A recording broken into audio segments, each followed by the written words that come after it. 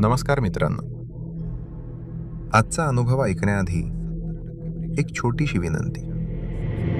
जर तुम्हाला असेच अगदी खरे आणि अंगावर काटा आणणारे भयानक अनुभव ऐकायला आवडत असतील, तर चॅनलला आत्ताच सबस्क्राईब करून ठेवा आणि बेल आयकॉन नक्की दाबा. कारण आजचा प्रवास खूप भयानक असणार आहे. माझं नाव ओमकार. आम्ही मूळचे उंब्रज गावचे राहणारे. उंब्रज हे सातारा जिल्ह्यातलं एक साधं सरळ गाव. गावाची एक रीत असते मित्रांनो. तिथे मुंबई पुण्यासारखी धावपळ नसते. रात्रीचे 9-9:30 झाले की घरातली शेतीभातीची रानावनाची कामं आटपून सगळी माणसं झोपी जातात. 10 वाजता तर अख्खं गाव एखाद्या संथ शांततेच्या चादरीखाली विरून जातं. रस्त्यावर माणूस तर सोडा, पण एखादं जनावरही फिरताना दिसत नाही. आमच्या घरात मी, माझी आई, वडील, माझा मोठा भाऊ आणि आमची म्हातारी आजी, आम्ही सगळे एकत्र राहत होतो. गावच्या जुन्या पद्धतीचं कौलारू घर होतं. अशाच एका थंडीच्या रात्री एका अशा प्रसंगानं माझ्या आयुष्यात प्रवेश केला, ज्याची कल्पना मी माझ्या स्वप्नातही केली नव्हती. या रात्री मला गाढ झोप लागली होती. पण अचानक रात्रीच्या त्या गर्द अंधारात मला कसला तरी भास झाला आणि मी झोपेतून दचकून जागा झालो. छाती धरधरत होती. घरात सगळीकडे शांतता होती. फक्त भिंतीवरच्या जुन्या घड्याळाचा टिक टिक असा आवाज येत होता. मी डोळे चोळत घड्याळाकडे पाहिलं. घड्याळात 11:30 वाजले होते. माझा डोक्याचा पुरता गोंधळ उडाला. मला वाटलं की सकाळचे 11:30 वाजलेत आणि माझी शाळा हुकलीये. मी डोळे चोळत तशाच झोपायच्या नशेत ओरडलो, "मम्मी, पप्पा, मला उठवलं का नाही तुम्ही? माझी शाळेची वेळ निघून गेली की. शाळा बुडाली माझी आज." माझा तो अवतार बघून आणि माझं ते बोलणं ऐकून बेडवर बसलेले मम्मी, पप्पा आणि मोठा भाऊ माझ्याकडे बघून खदाखदा हसू लागले. पप्पा हसतच म्हणाले, "अरे शाण्या, शाळा बुडाली नाहीये तुझी. जा जरा बाहेर जाऊन बघ तरी काय परिस्थिती आहे." मला काही कळेना. मी तसाच उठलो आणि घराचा मुख्य दरवाजा उघडून बाहेर आलो. बाहेर पाऊल टाकताच मला कळून चुकलं. सकाळचे 11:30 नाही तर रात्रीचे 11:30 वाजले होते. बाहेर मिट्ट अंधार होता. पण त्या रात्री आकाशात चंद्र पूर्ण उगवला असावा. चंद्राच्या त्या फिक्कट पांढऱ्या प्रकाशामुळे बाहेर एवढाही अंधार नव्हता की काही दिसणार नाही. सगळं काही अस्पष्ट पण दिसत होतं. आकाशात चंद्र प्रकाशत होता. पण नेहमी रात्री भुंकणारी गावची कुत्री आज शांत होती. एकही कुत्रा रस्त्यावर फिरताना किंवा भुंकताना दिसत नव्हता.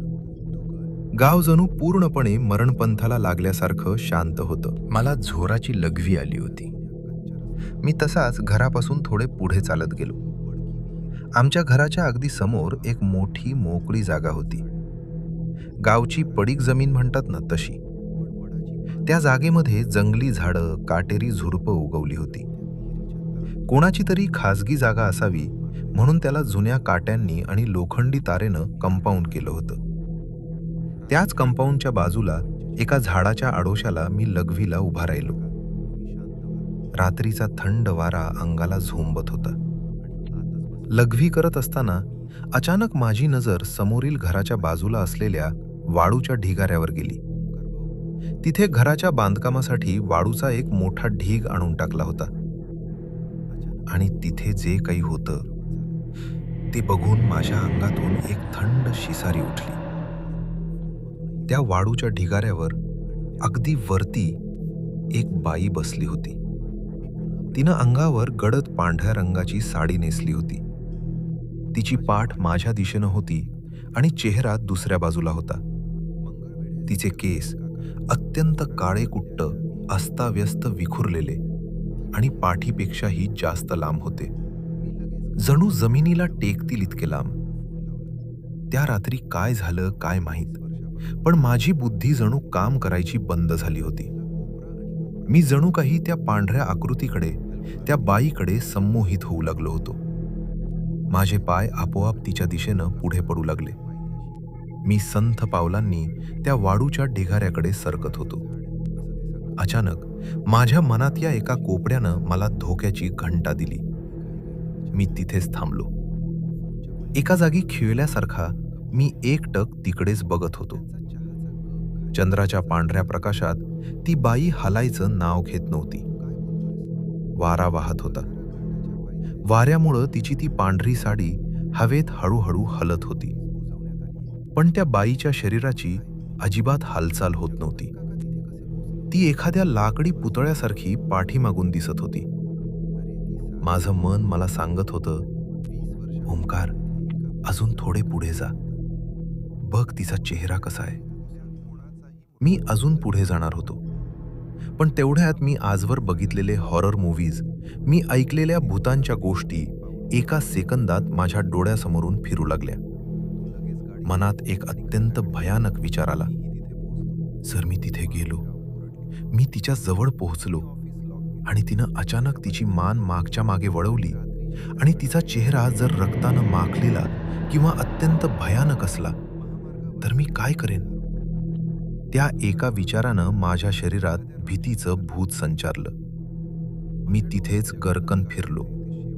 मागे वळून बघायची माझी हिंमत नव्हती. मी तसाच मागे न बघता घराच्या दिशेनं जीवाची आकांत करून पळत सुटलो. घरात घुसलो. दरवाजा धाडकन बंद केला. धापा टाकत मी सरळ मम्मीपाशी गेलो आणि तिला बाहेर जे बघितलं ते सगळं सांगितलं. मी थरथर कापत होतो. पण घरातले अजूनही हसतच होते. त्यांना वाटलं मी रात्रीच्या झोपेत काहीतरी बरळतोय. मग मात्र माझा संयम सुटला. प्रसंग बदलला होता. मी रडवेला होऊन म्हणालो, मम्मी, तुझी शपथ, मी खरंच बघितलंय बाहेर. खोटं नाही बोलत मी. माझा तो रडवेला चेहरा आणि भीतीमुळं पांढरा पडलेला रंग बघून मम्मीला वाटलं की नक्कीच काहीतरी गडबड आहे. मम्मी गंभीर झाली आणि बोली, चल, कुठे? दाखव मला. मी तसाच मम्मीचा हात घट्ट धरून तिला घेऊन बाहेर गेलो. आम्ही त्या जागेपाशी आलो. मी बोट दाखवून वाळूच्या ढिगाऱ्याकडे पाहिलं. पण आता तिथे कोणीच नव्हतं. तो वाळूचा ढीग पूर्णपणे रिकामा होता. फक्त वारा वाहत होता. आम्ही पुन्हा घरी आलो. मम्मीनं मला पाणी दिलं. आम्ही सगळे झोपलो. पण मला त्या रात्री झोप आली नाही. दुसऱ्या दिवशी सकाळी आम्ही सगळे चहा प्यायला बसलो असताना माझ्या मोठ्या भावानं आम्हाला त्याच्यासोबत काही दिवसांपूर्वी घडलेली एक अतिशय भयानक घटना सांगितली. तो म्हणाला, ओंकार, काल रात्री जे बोलत होता ते खोटं नाहीये. काही दिवसांपूर्वी मी पण असाच रात्री अचानक उठलो होतो. लघवीला जाण्यासाठी मी दरवाजा उघडून घराच्या बाहेर आलो. आमच्या घराबाहेर जी शिडी आहे त्या शिडीपाशी मी उभा होतो. एका खांबाच्या आडोशाला एक बाई उभी होती. भावाचा आवाज थरथरत होता. तो पुढं म्हणाला, तिचा चेहरा पूर्णपणे जळालेला होता. त्वचा काळी कभिन्न पडली होती आणि ती हातानं मला तिच्याकडे बोलवत होती. ती पुढे येत नव्हती. फक्त एकाच जागेवर उभा राहून हातानं इशारा करत होती. मला तिच्याकडे खेचण्याचा प्रयत्न करत होती. मग तू गेला नाहीस ना? मम्मीनं घाबरून विचारलं. नाही, मी तिथेच गोठलो होतो. पण ती पुढे येत नव्हती. कदाचित आमच्या घराच्या पुढे असलेल्या त्या तुळशीच्या झाडामुळे, भावानं सांगितलं. आमच्या आजोबांनी आमच्या घराच्या अगदी समोर एक जुनी पारंपरिक तुळशीची वृंदावन बांधलं होतं आणि त्या तुळशीच्या वृंदावनावर गावातील एका मोठ्या देवांचं आणि 4 दैवतांचं फोटो लावलेले होते. आमचे आजोबा नेहमी सांगायचं की हे तुळशीचं झाड आणि हे फोटो घराचं रक्षण करतात. कदाचित त्या दैवतांच्या शक्तीमुळेच ती जळालेली बाई पुढे येऊ शकली नाही आणि माझा मोठा भाऊ त्या रात्री वाचला. ते ऐकून माझं पुरतं अवसान गळलं. मी खूप घाबरलो होतो. पण त्या रात्रीनंतर उंब्रजच्या त्या जागेवर मला असा अनुभव कधीच आला नाही. मित्रांनो, हा तर झाला माझा अनुभव. पण असाच एक दुसरा, याहूनही भयानक अनुभव माझ्या चुलत भावाच्या सोबत घडला होता. हा अनुभव माझ्या चुलत भावाचा आहे, अनिकेतचा. अनिकेत राहायला सातारा शहरामध्ये होता. साताऱ्यात त्यांचं स्वतःचं एक स्वतंत्र दुमजली घर होतं.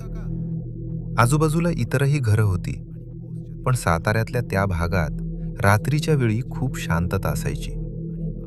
असाच एक दिवस होता. अनिकेतचे आई आणि वडील काही खाजगी कामासाठी त्यांच्या मूळ गावी गेले होते. त्या दिवशी घरामध्ये फक्त अनिकेत, त्याचा लहान भाऊ विशाल आणि त्यांची म्हातारी आजी, हे तिघेच जण होते. दिवस कसा गेला काही कळलं नाही. नेहमीप्रमाणे रात्र झाली. आजी वयस्कर असल्यामुळे तिने बाहेरच्या हॉलमध्ये तिची अंथरूण टाकली आणि ती झोपी गेली. अनिकेत आणि विशाल आतल्या रूममध्ये झोपायला गेले. त्या रूमची एक पद्धत होती. ते दोघे भाऊ रूमचा दरवाजा कायम घट्ट बंद करून आणि आतून कडी लावूनच झोपत असत. पण आज काय झालं न कळे, त्यांचा रूमचा दरवाजा पूर्णपणे उघडा राहिला होता. आजी हॉलमध्ये झोपली होती आणि तिथून रूमचा रस्ता सरळ दिसत होता. अनिकेत आणि विशाल हे दोघे रात्रीचे जरा उशिरापर्यंत जागे असणारे प्राणी.